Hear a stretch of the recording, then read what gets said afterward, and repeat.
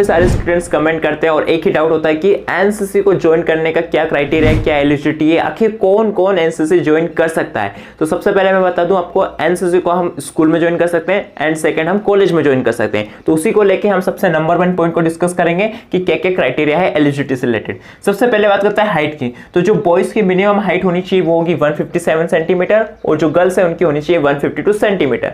अब काफी सारे स्टूडेंट्स बोलेंगे कि हमारे यहाँ तो ज्यादा हाइट वालों को लिया जाता है। अब इसका एक रीजन होता है, ऐसा रीजन होता है कि जहां पे एनसीसी की सीट्स 30 आई है और वहां पे स्टूडेंट जो भर्ती देने के लिए आए वो 100 के अप्रोक्स है, तो क्या होगा, कंपटीशन काफी टफ है क्योंकि सिलेक्ट तो वो सब आ जाएंगे इस क्राइटेरिया के अंदर, तो काफी सारे स्टूडेंट्स आ जाएंगे, काफी सारे एनसीसी भर्ती दे पाएंगे। तो यहाँ पे इसको फिल्टर आउट करने के लिए क्या करते हैं, वो इस हाइट में +5 या +10 कर देते हैं। अब इससे क्या होगा, अब देख लीजिए 152 है तो 162 सेंटीमीटर हाइट हो जाएगी गर्ल्स के लिए, 157 तो 167 सेंटीमीटर हो जाएगी बॉयज के लिए। तो यहाँ पे बहुत सारे स्टूडेंट्स फिल्टर आउट हो जाएंगे जिनकी हाइट कम है। तो ऐसा इसलिए किया जाता है ताकि अगर सीट्स कम है और स्टूडेंट्स काफी ज्यादा आ गए तो ठीक है, इस बात का ध्यान रखिएगा। बट जो मिनिमम क्राइटेरिया वो मैंने आपको बताया 157 और 152 है, नो डाउट, स्कूल और कॉलेज दोनों के लिए, ठीक है। बट क्या होता है, कॉलेज में भी काफी ज्यादा कंपटीशन होता है तो 10 सेंटीमीटर प्लस कर देते हैं, इस बात का आप ध्यान रखिएगा। नेक्स्ट हम बात करते हैं वेट की। तो जो वेट होगा वो अकॉर्डिंग टू हाइट होगा। सेकंड हम बात करते हैं एज, ठीक है। अब ये जो 13 to 18 एज लिखी ये है हमारी स्कूल वाली एज।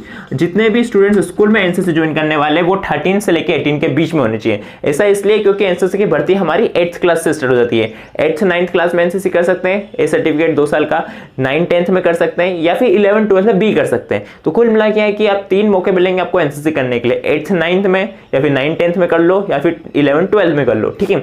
तो उसकी जो एज लिमिट है वो 13 to 18 ईयर्स है। अब बात करते हैं कॉलेज वाले स्टूडेंट्स के लिए। तो जो कॉलेज में एज लिमिट है वो हमारी 18 से 26 ही है। ओके स्टूडेंट्स, जब आपकी हाइट वेट एज सब फुलफिल हो जाए उसके बाद जो नेक्स्ट हम पॉइंट बात करने वाले हैं फिजिकल की। आपको फिजिकल में स्ट्रेंथ में आपको क्या क्या चाहिए। सबसे नंबर 1 आपको रनिंग चाहिए और रनिंग में भी खास बात यह है कि आपकी 100 मीटर रनिंग भी हो सकती है, अगर आप स्कूल में तो 200 भी हो सकती है, 400 भी हो सकती है और सबसे लास्ट होता है हमारा 1600 जो कि हमारी आर्मी की भी होती है। तो कुल मिला के इन 4 क्राइटेरिया में आपकी रनिंग हो सकती है। तो कोशिश यही करिएगा कि आप 1600 के लिए प्रिपेयर करें सो दैट आपकी 400 200 100 क्लियर हो जाए। नेक्स्ट हम बात करते हैं पुशअप्स की। देखिए पुशअप्स जो हमारे एनसीसी में लगवाए जाते हैं ना वो अलग तरीके से लगवाए जाते हैं, लाइक जो आर्मी में लगाया जाता है ना उसी तरीके से। लाइक अगर एक बार आपको अप बोल दिया तो अप ही रहना है, डाउन बोल दिया तो डाउन ही रहना है, यानी कि यहाँ पर रियल स्ट्रेंथ पड़ेगी। और यहाँ पे कमाल की बात है कि यहाँ पे आप मिनिमम 10 से 15 पुशअप भी लगा लो ना तो बहुत बड़ी बात है। क्यों? क्योंकि आपको होल्ड करना है किसी भी चीज को। अगर आप होल्ड करेंगे ना, यानी कि धैर्य रखना, वो काफी टफ होता है इन कंपेरिजन टू कंसिस्टेंट सारी चीजें करना। आपको बोले कोई फटाफट पुशअप्स लगाओ तो 10 20 50 के आप 100 भी लगा सकते हो। अगर आपको कोई बोले कि मेरे क्वेश्चन पे यानी कि मैं जैसे कमांड दूं उस तरीके से पुशअप लगाना है, अप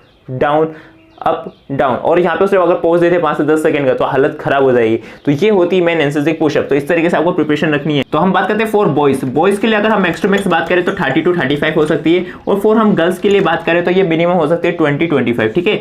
फॉर द ये थोड़ा बहुत रहता है बट फिर भी आप प्रिपरेशन अच्छे से करें फॉर गर्ल्स स्टूडेंट और बॉयज स्टूडेंट एनसीसी भर्ती के लिए, ठीक है, तो अच्छा रहेगा। नेक्स्ट हम बात करते हैं पुलअप्स की। पुलअप्स का भी सेम यही है कि आपको अप बोल लिया तो अप चेंज कर लेना, डाउन तो डाउन, ठीक है। वहां पे रियल स्ट्रेंथ पता चलेगी एक स्टूडेंट में कितना दम है, ठीक है। तो इस बात का आप ध्यान रखिए कि पुशअप्स की प्रैक्टिस आप अभी से स्टार्ट करें सो दैट जून जुलाई के मंथ में एनसीसी भर्ती होना है तो तब तक आप अच्छे से अपनी स्ट्रेंथ बिल्डअप कर लेंगे, मसल भी अच्छी ट्रेन हो जाएगी तो आप इजीली एनसीसी भर्ती क्लियर कर पाएंगे।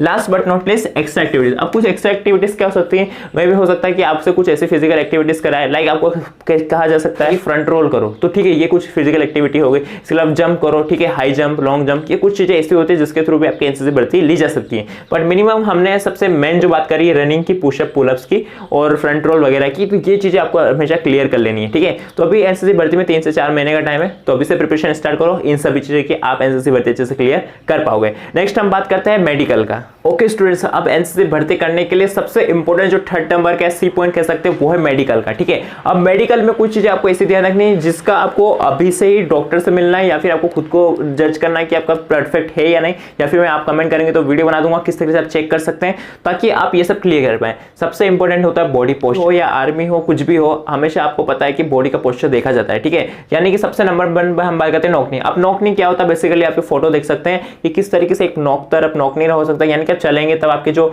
दोनों नीज है वो किस तरीके टच होंगे तो काफी प्रॉब्लम क्रिएट करेंगे, ड्रिल वगैरह करेंगे तो प्रॉब्लम होंगे। और एक तरफ पिक्चर में आप देख सकते हैं कि नॉक नी एकदम क्लियर यानी कि एकदम नॉर्मल कैसा होता है। तो इन 2 चीजों का आपको ध्यान रखना है कि नॉक नी है या नहीं, आपको चेक कर लेना है, ठीक है। क्योंकि वहां पे एनसीसी भर्ती में ये चीजें आपकी चेक की जाएगी, आप सभी स्टूडेंट्स को एक लाइन में खड़ा किया जाएगा, आपकी भर्ती होगी तो आपकी सारी चीजें चेक होगी। नेक्स्ट एल्बो बेंड, ठीक है। अब काफी सारे स्टूडेंट्स ऐसे होते हैं जिनकी एल्बो से बेंड रहती है हमेशा, उनकी एकदम स्ट्रेट हो ही नहीं पाती, तो इस वजह से भी काफी ज्यादा प्रॉब्लम होगी, क्योंकि जब आप ड्रिल करेंगे तो आपके हैंड एकदम स्ट्रेट होने चाहिए, ठीक है। यानी कि कुल मिला के बात यह है कि अगर आप एनसीसी ज्वाइन कर रहे हैं तो आपका बॉडी का पोस्चर सर से लेकर पैर तक परफेक्ट होना चाहिए, ठीक है। बात करते हैं स्पाइन इरेक्ट का, ठीक है। काफी सारे स्टूडेंट्स ऐसे होते हैं जो काफी ज्यादा मतलब फिजिकल एक्टिविटी नहीं करते, तो उनकी स्पाइन क्या धीरे धीरे बेंड होना स्टार्ट हो जाती है, डोम शेप में आना स्टार्ट हो जाती है, यानी कि बहुत बेकार पोस्चर लगता है। तो एकदम चेस्ट चीन एकदम ऊपर हुआ चेस्ट एकदम बढ़िया बंदर लगने चाहिए, ठीक है। इस तरह की पर्सनैलिटी होगी तभी आप एनसीसी ज्वाइन कर पाएंगे, ठीक है। तो एकदम आपको अपनी स्पाइन को इरेक्ट रखना, एकदम अच्छे से खड़े होना है, एकदम सावधान पोजीशन में जिस तरह से होता है एकदम उसी तरीके से, ठीक है। एकदम चेस्ट एकदम अप होना चाहिए, एकदम सामने नजर होनी चाहिए, इन सब चीजों को आपको ध्यान रखना है। नेक्स्ट हम बात करते हैं फिंगर अलाइनमेंट, ठीक है। काफी सारे अपने आर्मी की भर्ती वगैरह में भी देखा होगा कि काफी सारे स्टूडेंट्स ऐसे खड़ा कर देते हैं, उनके फिंगर का अलाइनमेंट देखते हैं कि एकदम परफेक्ट आ रही है, नहीं कोई प्रॉब्लम तो नहीं है, ऊपर नीचे तो नहीं हो रही है, कोई फिंगर्स बेंड तो नहीं है, किसी तरह कोई इशू तो नहीं है। क्यों? क्योंकि जब आप ड्रिल वगैरह करेंगे तो आपकी फिंगर्स हैंड सारी चीजें एकदम परफेक्ट होनी चाहिए।